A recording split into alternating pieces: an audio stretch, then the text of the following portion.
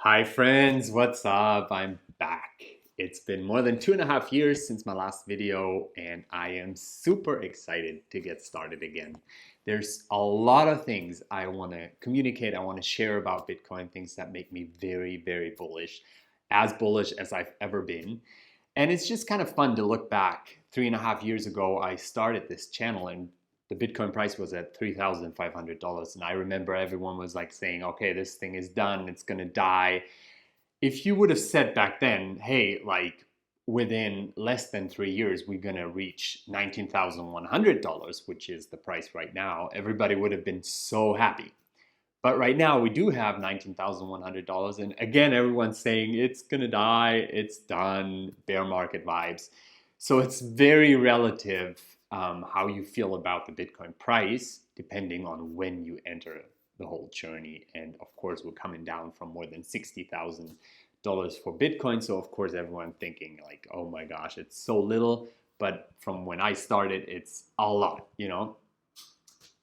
Having said that, I do think that it's still very, very early in the whole Bitcoin journey. No matter who I talk to, the articles I read in the newspapers, in the media, my goodness, I just feel like it's so superficial and very, very shallow understanding of how big this thing actually is. I feel like most people still have no clue how Bitcoin is going to change our world. And that's why I felt very motivated to start this channel again, because I just think it's a necessity to educate people. Well, because it's actually something really hopeful and good. So the more people understand it, the more people know about it, I think the better our world gets. What better way to do that than to start talking about this book? It's called the Fiat Standard. It's again written by Saifedean Ammous, published in 2021, last year. And what I want to do the next couple of weeks is basically the same thing as I did with the Bitcoin Standard. I want to go through the book chapter by chapter and just publish videos about it. So it's probably going to be like 14, 15 videos. Don't be scared, it's going to be worth it. And I just want to do this because I feel like a lot of you are not going to read the book. You're going to hear about it, and maybe it's easier if you're on YouTube, anyways, watching some funny failure videos, to just click in real quick. And maybe, I know how it is. You're not going to watch the whole video, maybe 2 minutes, 3 minutes, but at least to get like some grasp. And I hope that can be a little contribution of getting the message out. And I think Saifedean Ammous does a fantastic job of laying the foundation for a bigger and better understanding of Bitcoin. And you do need to understand kind of the whole financial system. And of course, I don't completely understand it, but at least he helps me a lot in seeing some of the bigger picture stuff. And that just situates Bitcoin in a very different way than if you just think of like, oh, it's like a digital magic money. No, it's way more than that. All right, shall we get started? Fiat Standard. The first thing Saifedean Ammous writes about is that he wants to approach analyzing our current financial system like an engineer. He says, I want to think of the fiat monetary system in engineering terms. He wants to understand and then explain how that system is set up and how it's actually functioning, our current monetary system.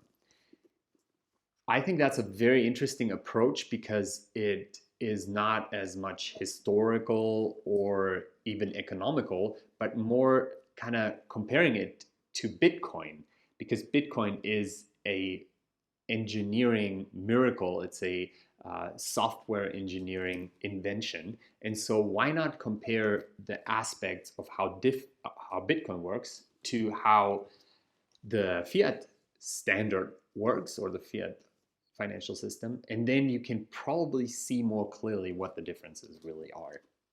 That is what he's trying to do in this book. And in the first introduction chapter, he writes, the fundamental engineering feature of the fiat system is that it treats future promises of money as if they were as good as present money, because the government guarantees these promises. So you can tell in our fiat system that we all live in right now, the main thing is that the government promises something.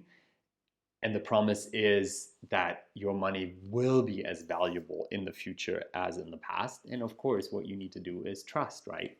And trust, well, if we look back in history a tiny bit, it doesn't seem like the best idea when it comes to money. Uh, there's a lot of incentives to mess it up. So, how did this whole system come about? That's what he starts his book with the first real chapter called The Never Ending Bank Holiday.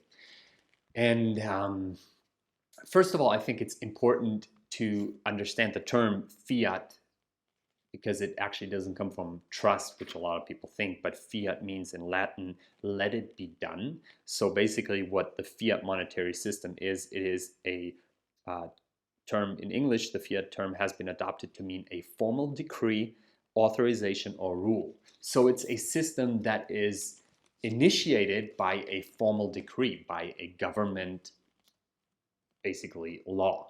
It's not something that was adopted freely by the market. We've never had anyone decide that we want the system we're having right now. It's not a competition where the best thing wins, the thing that most people like or enjoy. It is a system that has been initiated by government coercion, basically, and you better follow it because you're not going to have the means to break out of it as long as you don't have a military. So that's the really important distinction between Bitcoin and the fiat standard, that the Bitcoin standard is something that has proven itself on the free market. People are not coerced. There's not even any foundational leader behind it that could market it. It's just been adopted because people like it, because people want it. Right now, there's, I think, more than 800 billion being transacted. So it has definitely in the last more than 10 years,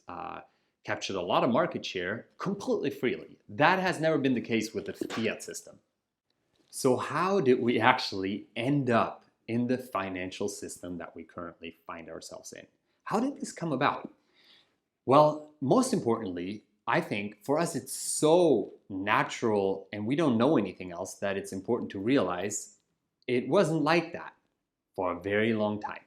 For a very long time, the standard for financial transaction and for financial system was a gold standard, meaning everything that was conducted, all trade, was based on physical gold. Either you would do it in physical gold in form of coins or bars, or if the bank would hand out a note, then that note would have to be 100% redeemable in physical gold, meaning that every bank had to hold physical gold in their vaults as in the number of notes that they gave out. It had to be the same amount.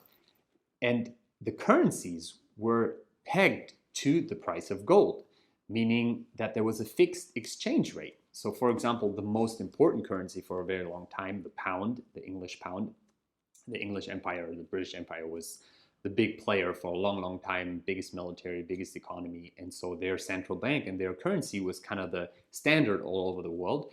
And the exchange rate of that British pound was pegged to the gold price. And it was completely stable for hundreds of years. 1717, Sir Isaac Newton set that exchange rate to £4.25 for 1 troy ounce of gold. And that was the same exchange rate forever, basically.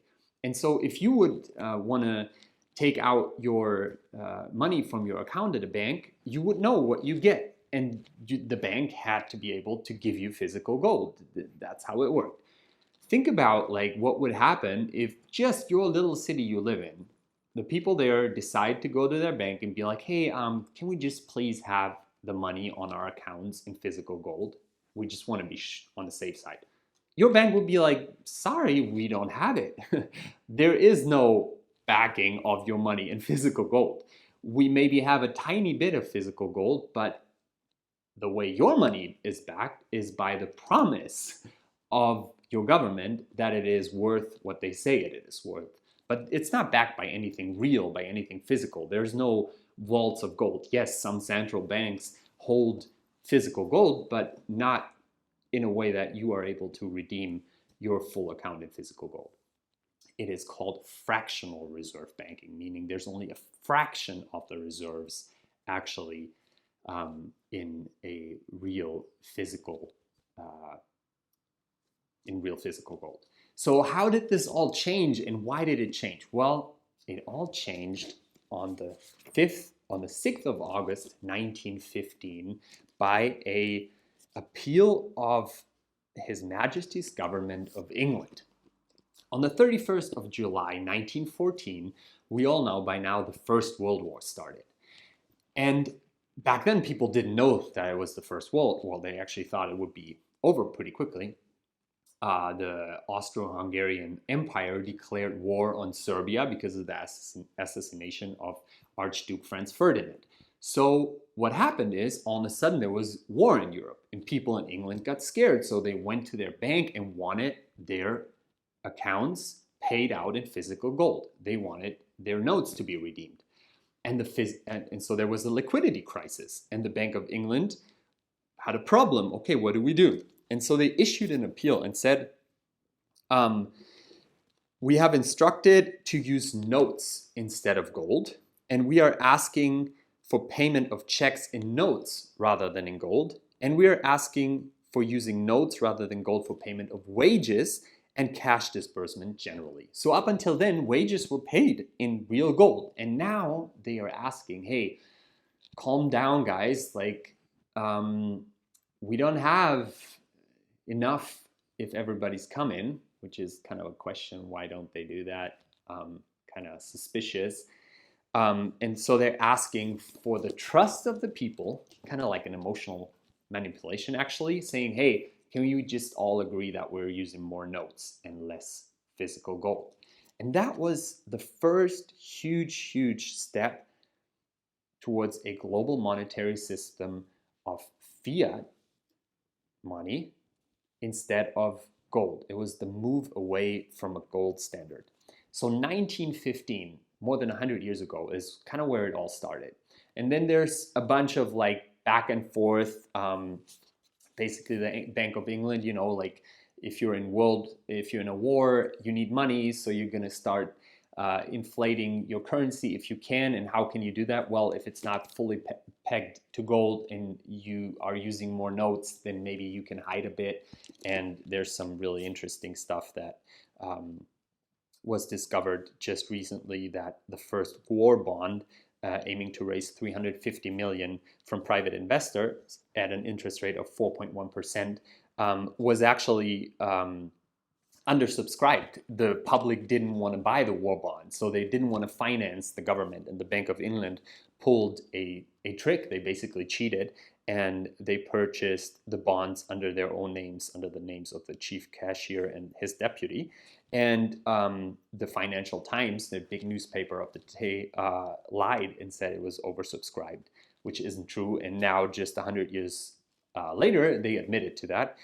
And John Maynard Keynes, who's basically, you know, the father of modern economic theory of what we have right now, of the fiat system, he wrote in a secret memo to the bank that was just recently discovered in the archives of the Bank of England. He wrote, he praised them for their masterly manipulation. So back then, First World War, things started to change.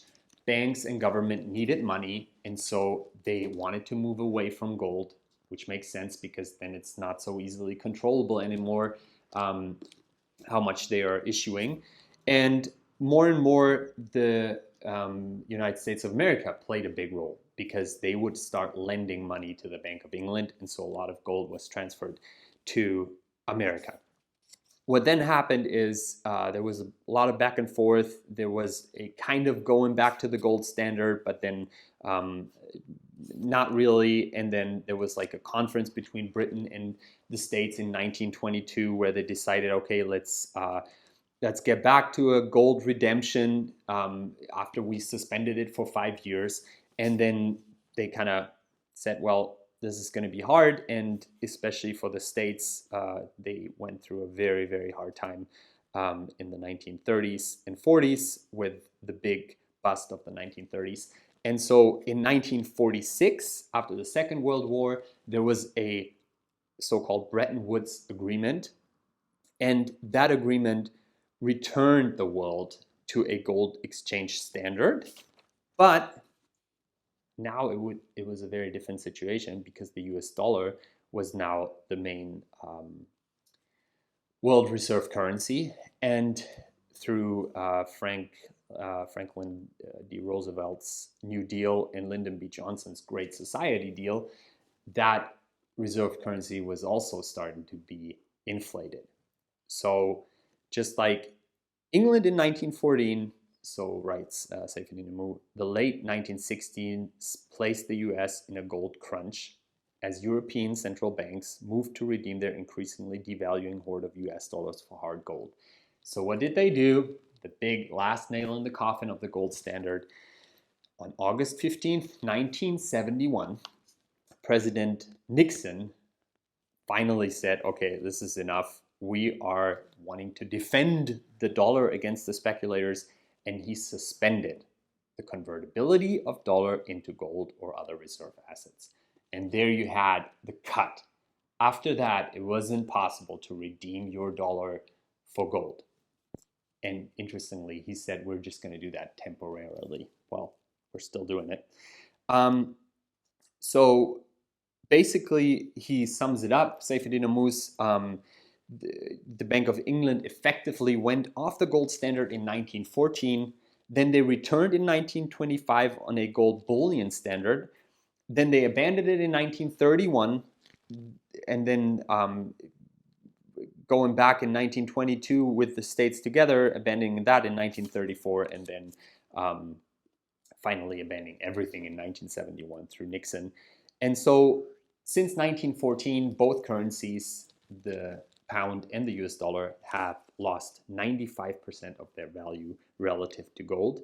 And it is a situation where basically the banks have a solvency problem. And what they do is they try to find a way to manage their defaults. And the way they do it is by creating a system that is not pegged to anything that you can control, but it is packed to words, to promises. And that is the fiat monetary system. And the first chapter of the book, or the first real chapter. And so the main lesson, I think, at least for me, is it wasn't always like it is today. And the main reason why everything changed is because of war. And that war means government wanted to spend more than the public was willing to give. And so they found a way to do that.